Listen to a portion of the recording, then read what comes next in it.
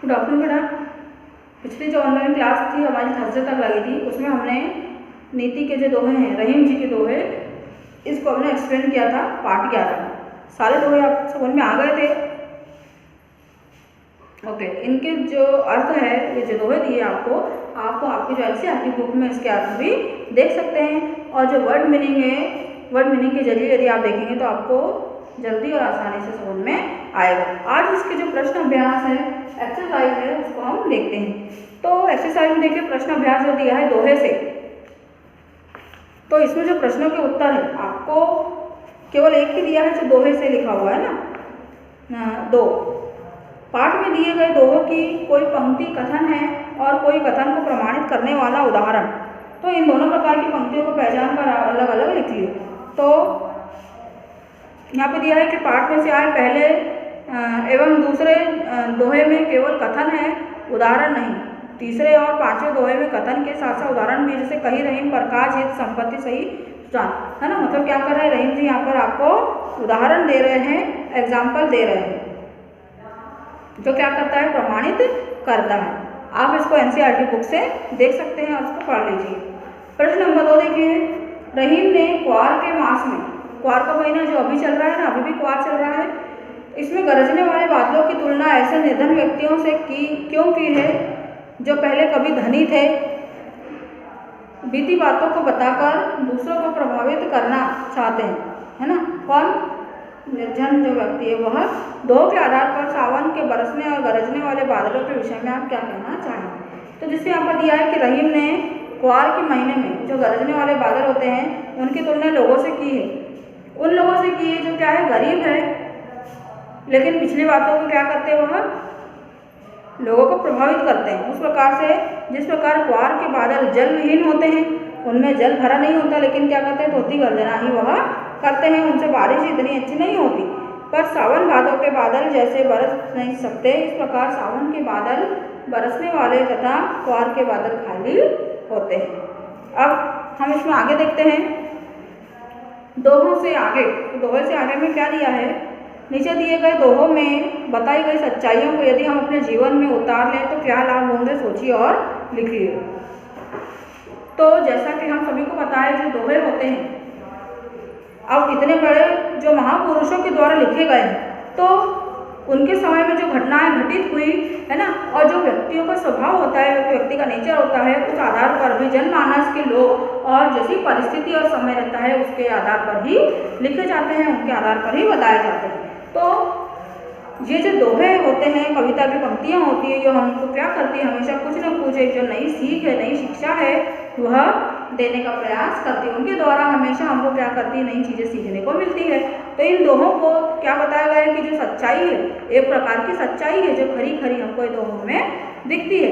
तो अपने जीवन में यदि हम उतार लें, अपने जीवन में यदि हम उतारते हैं, तो इससे क्या होता है, हमारा जो जीवन है वह पूरा ही बदल जाता है ना। और हम क्या हो जाते हैं, महान बन सकते हैं, बशर्ते हमको जो महापुरुष के द्वारा जो बातें सिखाई गई है, जो ज्ञान की बातें है ना, हम इनको गूढ़ रहस्य वाली बातें भी कह सकते हैं, क्योंकि दोहा केवल 2 लाइन का है, लेकिन उसके अंतर्गत जो बात कही गई है वह बहुत बड़ा एक भाव स्पष्ट करती है, बहुत बड़ा भाव बताती है ना।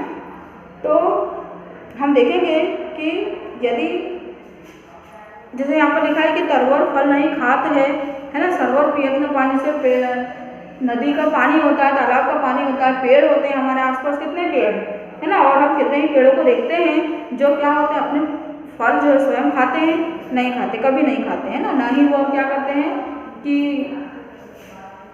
जो छाया होती है स्वयं उनको भी नहीं लगती, हमेशा दूसरे के लिए ही करते हैं। पानी भी, सरोवर का पानी ऐसा ही कभी कम नहीं होता ना, वो खुद अपना जो जल है वो ग्रहण करता है, हमेशा दूसरों के लिए ही बचाकर रखता है। तो तरवर फल नहीं खात है, सर्वोत्त न पियत न पान, ये वाला जो दोहा है, इसमें इस दोहे की सच्चाई हम अपने यदि जीवन में अपना लें तो समाज में बदलाव आ सकता है। लोगों के बीच में प्रेम, सद्भावना, भाईचारा, क्यों? क्योंकि ये क्या करते हैं, परोपकार करते हैं, हमेशा दूसरों के लिए ही जीते हैं। तो यदि हम भी किसी दूसरे व्यक्ति की, दूसरे से मतलब यदि हम केवल घर परिवार और आस पड़ोस में ही यदि हम ऐसा करें, दूसरे व्यक्ति की खुशी देखें, तो हम जीवन में क्या कर सकते हैं, भाईचारा है ना, एकता और दया की भावना, इसको हम बढ़ा सकते हैं। इससे लोग सुखी हो जाएंगे और राम राज्य की जो कल्पना है वो साकार हो जाएगी। जैसे सभी ने अभी रामायण देखी थी, है ना, तो रामायण में जो सभी पात्र थे, यहाँ तक कि राज्य के जो लोग हैं, छोटे से छोटा व्यक्ति और बच्चा भी क्या करता था, परोपकार करने की हिम्मत और परोपकार करने की जो भावना है अपने मन में रखता था। उस राज्य का जो सपना है वह शायद से साकार हो जाए यदि इन नीति की बातों को या दोहों को, जो सच्चाई इसमें बातें बताई गई है, वह व्यक्ति अपने जीवन में उतार ले तो।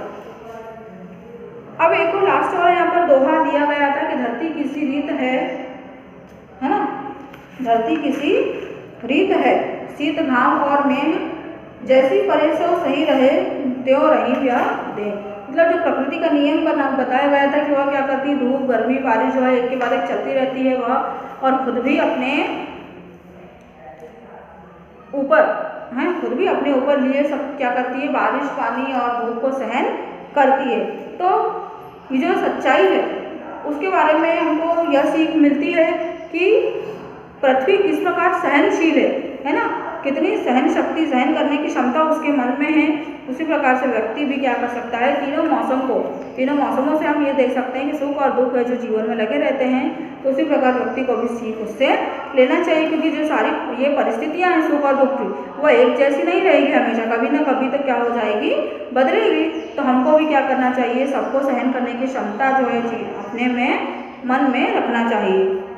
और देखिए भाषा की बात, इसमें क्या दिया है कि निम्नलिखित शब्दों के प्रचलित हिंदी रूप लिखना है ना, जैसे परे है ना, रे और खड़े, तो परे मतलब पेड़, तो उसी प्रकार से विपत्ति का क्या लिखेंगे हम, ती लिखा है यहाँ पर, ती और ती में अंतर बना है, बी यहाँ पर बी लिखा है और ती लिखा है, तो विपत्ति हम इसको लिखेंगे, ठीक है।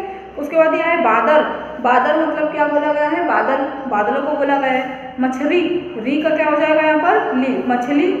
शीत मतलब शीत, जो ठंड की ऋतु होती है, शीत ऋतु होती है ना, उसको बोला गया है। प्रश्न 2 देखिए, नीचे लिखे उदाहरण पढ़िए। बनत बहुत बहुरीत जाल परे जात जल जात बही। तो उपरोक्त उदाहरण जो दिया गया है इसमें क्या है, इस पंक्ति में ब का प्रयोग किया गया है तो कई बार, और दूसरी पंक्ति में ज का प्रयोग किया गया है कई बार। तो इस प्रकार एक ही ध्वनि आ रही है यहाँ पर ब की और नीचे ज जाके, तो इन ध्वनियों के आने से क्या होती है, भाषा की जो सुंदरता है वो बढ़ जाती है ना, उसको बोलने में हमको दोहराने में अच्छा लगता है। तो इस वाक्य रचना से इस विशेषता के अन्य उदाहरण खोजकर लिखिए। तो पाठ 11 जो आपको दोहे दिए गए हैं, इसमें बहुत सारे कविता की इस प्रकार की पंक्तियाँ आई हैं जिससे क्या है, एक ही जो वर्ण है बार बार दोहराया गया है, और एक ही वर्ण कविता की पंक्ति में जब बार बार दोहराया जाता है तो वहाँ पर अनुप्रास अलंकार होता है। जैसा मैंने आपको क्या किया था, पिछले ही हमारी जो कक्षा लगी थी, आप जब क्लास 6 में थे तब इसको मैंने बताया था। अनुप्रास अलंकार क्या होता है, जब कविता की पंक्ति में, काव्य में, हम जो काव्य बोल सकते हैं, एक ही वर्ण की आवृत्ति मतलब उसे रिपीट होना, आवृत्ति मतलब बार बार दोहराना। तो एक जो वर्ण होता है, चाहे क ले लीजिए, च ले लीजिए, ज, प है ना, या ट, जो भी वर्ण हो वो दोहराया जाता है तो वहाँ पर अनुप्रास अलंकार होता है। तो आप आपके दोहों में देख सकते हैं कि कहाँ कहाँ अनुप्रास अलंकार है। संपत्ति संचयी सुजान, यहाँ पर सवर्ण की चवर्ण की आवृत्ति हो रही है। तरनी तनुजा तट कमाल तरवर बहु छाए, ये कविता की पंक्ति है किसी दूसरी कविता, इसमें भी तब जो वर्ण इसकी आवृत्ति यानी जो है बार बार दोहराया जा रहा है। उसी प्रकार रघुपति राघव राजा राम, ये भी हम देख सकते हैं, र की और ग की आवृत्ति जो है वो बार बार यहाँ पर हो रही है। यह आपका पाठ 11 जो दोहे ये कंप्लीट होता है। नेक्स्ट जो हमारी क्लास लगेगी उसमें हम अगला जो पार्ट है उसको समझेंगे।